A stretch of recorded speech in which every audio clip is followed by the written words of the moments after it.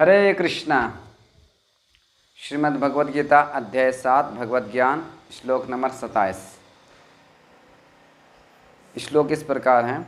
इच्छा द्वेंद समुत्थेन द्वंद्व मोहेन भारत सर्वभूतानि सम्मोहं सर्गे यान्ति परन्तप।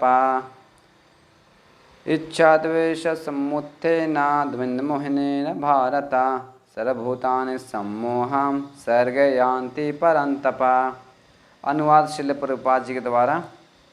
हे भरतवंशी, हे शत्रु विजेता, समस्त जीव जन्म लेकर इच्छा तथा घृणा से उत्पन्न द्वंद्वों से मोहग्रस्त होकर मोह को प्राप्त होते हैं। हरे कृष्णा। मैं एक दो लाइन तात्पर्य पढ़ता हूँ। श्रील प्रभुपाद जी बताते हैं, समझाते हैं। जीव की स्वाभाविक स्थिति शुद्ध ज्ञान रूप परमेश्वर की अधीनता है। मोहवश जब मनुष्य इस भगवत ज्ञान से दूर हो जाता है तो वह माया के वशीभूत हो जाता है और भगवान को नहीं समझ पाता। तो श्रील प्रभुपाद जी बहुत अच्छा से समझाएं कि हम इस संसार में द्वंद्व में मोह में क्यों पड़ जाते हैं। पहला हम लाइन पढ़ा तो उसमें क्या बोलें कि शुद्ध ज्ञान जो है कि भगवान के मैं अधीन हूँ, इस सबसे अच्छा ज्ञान है। अगर ये चीज़ जो कोई समझ जाता है कि मैं भगवान के अधीन हूँ, ऐसे तो अधीन आप रहेंगे ही। आप भगवान के सेवा नहीं करेंगे तो माया की सेवा करेंगे, ये स्वाभाविक है। इसीलिए शुद्ध ज्ञान होना चाहिए कि मैं जीवेरे स्वरूप नित्य कृष्ण दास, मैं कृष्ण का नित्य दास हूँ और हमारा जो कर्तव्य है भगवान श्री कृष्ण की सेवा करना। तो इस प्रकार से जो ज्ञान रखता है वो द्वंद्व से मुक्त हो जाता है। अच्छा, इच्छा द्वेष समुत्थेन। इच्छा है क्या? हमको भोगने की इच्छा है। ऐसे भोक्ता कौन है? भगवान श्री कृष्ण है। लेकिन मैं भोक्ता जब बन जाता हूँ तो इच्छा भोगने के जो इच्छा प्रबल इच्छा है, इस संसार में हर चीज़ का भोक्ता बनने का इच्छा है। इसीलिए बोलते हैं कि सर्गे यान्ति परन्तप, इसलिए जन्म लेना पड़ता है फिर से। आप कितना भी कुछ हो लेकिन अब मरते समय कुछ भी इच्छा कर लिया, भौतिक इच्छा, वो फिर से आपको संसार में आना पड़ेगा। तो इसीलिए बताया इच्छा द्वेष समुत्थेन। इच्छा द्वेष, हम द्वेष करते हैं, घृणा करते हैं। आप किसी से घृणा करके आप सुखी कैसे रह सकते हैं? नहीं रह सकते हैं।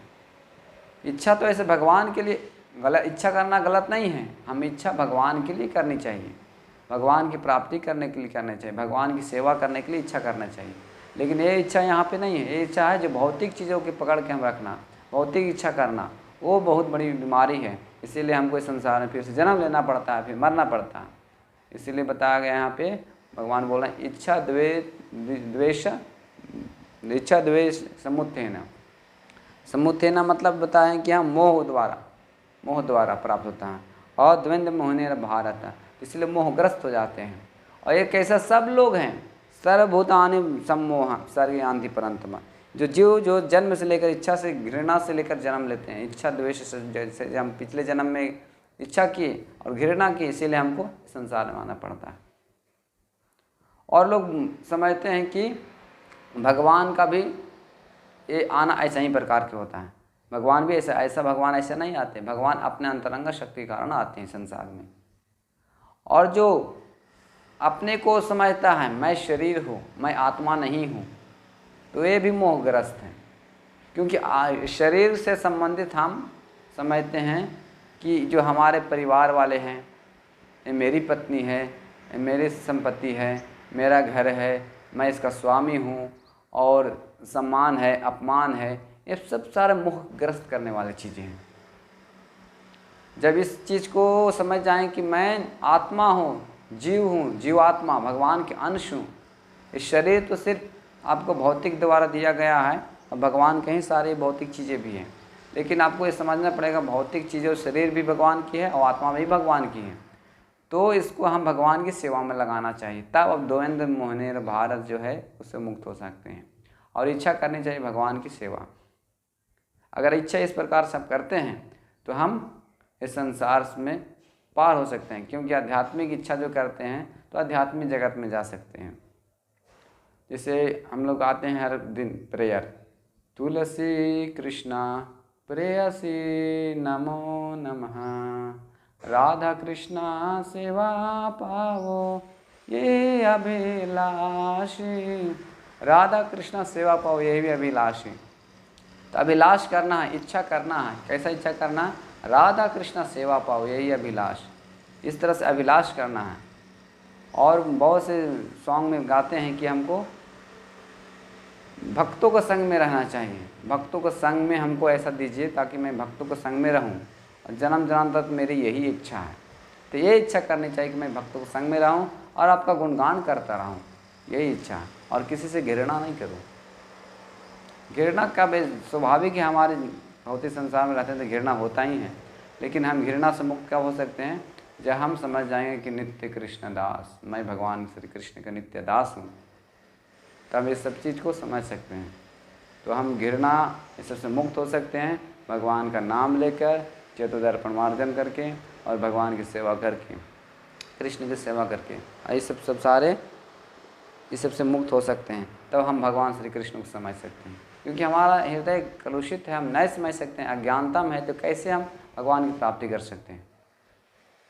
इस प्रकार से आप लोग समझिए, बहुत इंपॉर्टेंट चीज़ है कि इच्छा हमको करना है भगवान के लिए। इच्छा, यही इच्छा आपको भगवान तक ले जा सकता है। आप नरेंद्र महाराज थे, श्रीमद् भागवतम बताया गया है कि इच्छा किए सिर्फ कि हम भगवान श्री कृष्ण का दर्शन करेंगे। वो लंबी कथा है, लेकिन इच्छा हमको रखना चाहिए कि भगवान एक दिन ज़रूर दर्शन देंगे हमको। ऐसी सेवा करनी चाहिए कि भगवान हमको ज़रूर एक दिन आएंगे मिलने के लिए। इच्छा कीजिए भगवान के भक्तों को संग में रहूं। इच्छा कीजिए कि हम भगवान की जितना हो सके पूरा जीवन, जितना बचा हुआ है जीवन, वो भगवान के लिए दे देना।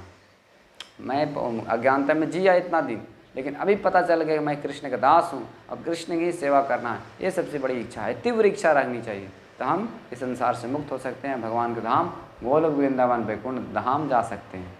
हरे कृष्णा कृष्ण कृष्ण हरे हरे, हरे राम राम राम हरे हरे।